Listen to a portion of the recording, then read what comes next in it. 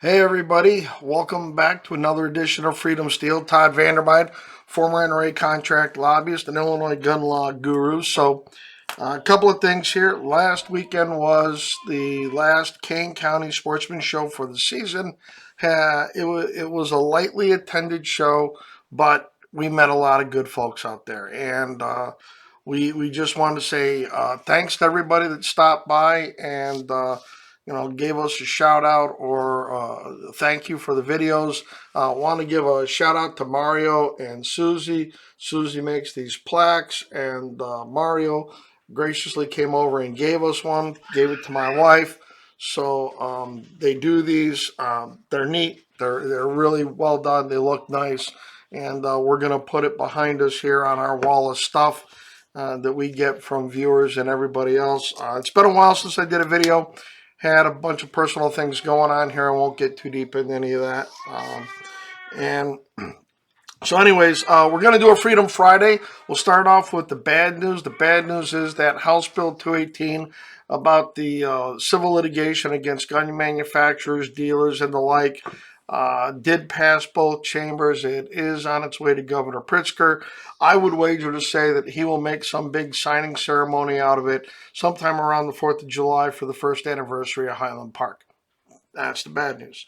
Other news is that the our side's briefs in the Naperville case, Beavis v. Naperville, have been filed by the attorneys representing Beavis and National Association for Gun Rights. Looks to be pretty good brief overall. The Herrera and Beavis Naperville cases have been kind of consolidated with the four cases from Southern Illinois. The Everything is going to be heard and argued on the 29th of June. Our briefs are not due yet. We have the state's briefs due first on the 5th of June. Ours are due shortly thereafter, and a possible reply brief from the state due on or about the 26th, and then oral arguments on the 29th. We're going to do a quick rundown on all the cases because we still have things with the Keneally case up in McHenry County.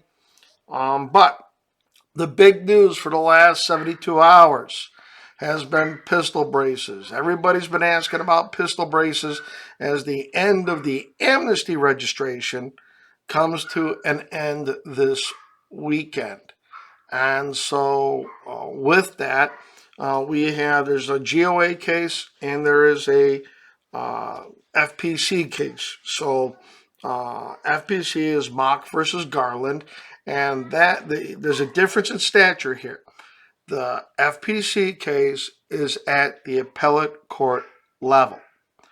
The GOA case is at the district court level. So what happened was they received a preliminary injunction from a 3-judge panel in the Mock v. Garland, the FPC case. And then, not long after, the second judge in the GOA case, which is a district court judge, followed suit and issued an injunction. These injunctions were limited to the named plaintiffs, the industry plaintiffs, the individual plaintiffs, FPC or GOA as members, and whatever. FPC went back and asked for a clarification as to how this injunction is supposed to be interpreted because it is not a nationwide injunction. That has not been issued. And with that, the 3-judge panel, we thought we'd get I thought we'd see something next week. Everybody's been wringing their hands about this deadline, but the fact is, if you have a pistol brace, the ATF is kind of all over the map about if you separate it. We have the permanent director of the ATF sat there and testified that if you separated, they weren't going to do constructive possession. I don't know. That seems like a affirmative defense if something were to happen in court. Obviously, if ATF were to run around come Tuesday morning and start trying to seize things and do things, I think that would send a big red flag up.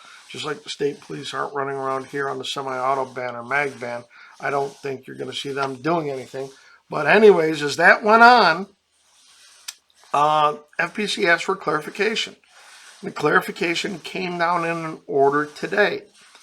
And so they have said that FPC members, as well as the clients, the customers of the manufacturer in their case, are all covered. And it was asked by a couple of different people. It's put out on a couple of different spots here that, did the judge say only existing FPC members, because of the way FPC wrote their clarification request. And they're saying the judges didn't put a finite, if you were in by this date, you're protected kind of leaning in their order. So the position we're being told that they are taking is that if you've got a brace, you want protection, join FPC. $30 get you a membership, one-time donation for the year. You're done. I mean, I can see FPC's membership or GOA's membership going through the roof. Now, the funny thing was the judge in the GOA case. Now, remember, he's a district court judge. He is below the appellate court. He's down here.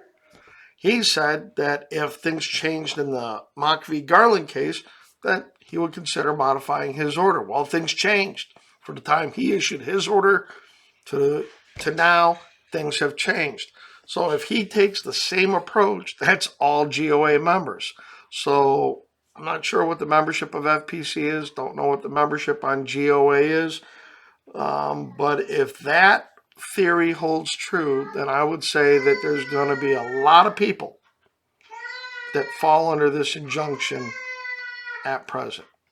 So, and if you hear any background noise, my grandson is in there just having the time of his life. So, with that, short update, it is Freedom Friday.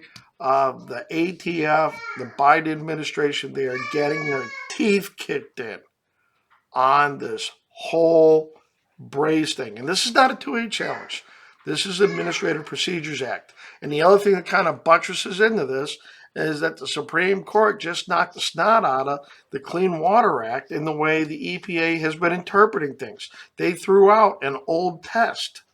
So it's just another hammer on the administrative state. And you see the lefties and the Enviros and Elizabeth Warren and everybody, just Chucky Schumer, all wringing their hands and going batshit stupid about this court ruling, because there is a full-on challenge to Chevron, the Chevron doctrine that we've talked about, coming up in the fall term.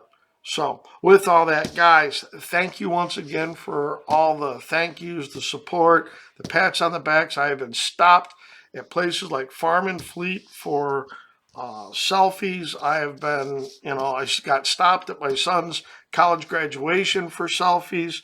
Love it. Some of you guys came by and at the booth at the gun show and said, hey, who are you supporting? I'd like to write a check. We had one gentleman write a $250 check right then and there to support the litigation efforts that we're involved in.